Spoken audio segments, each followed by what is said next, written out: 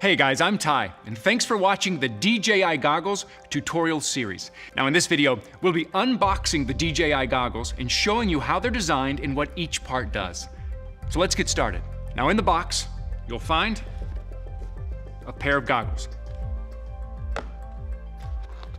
a headband, a wire clip, a charger, a micro USB cable, an HDMI cable, and a cleaning cloth.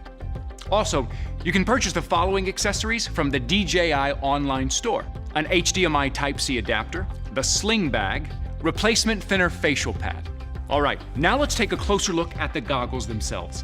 The goggles consist of two main parts: the headband and the goggles. Now press the headband buckle to separate them. The right-hand side of the goggles are the battery life indicators and the power button.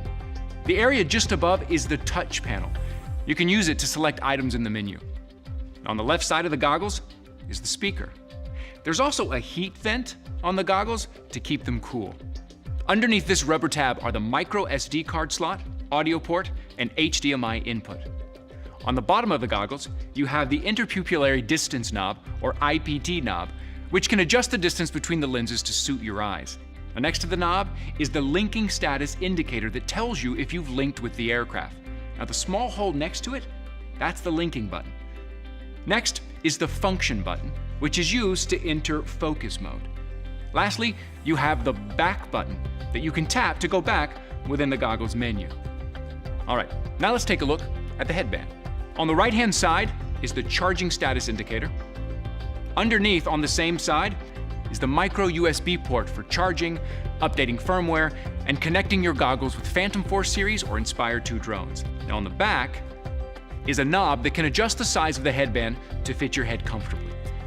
Now finally, if you decide to purchase the official DJI sling bag, it's a great way to store and transport your goggles. Pack the goggles and headband in their respective covers and place the goggles inside the headband.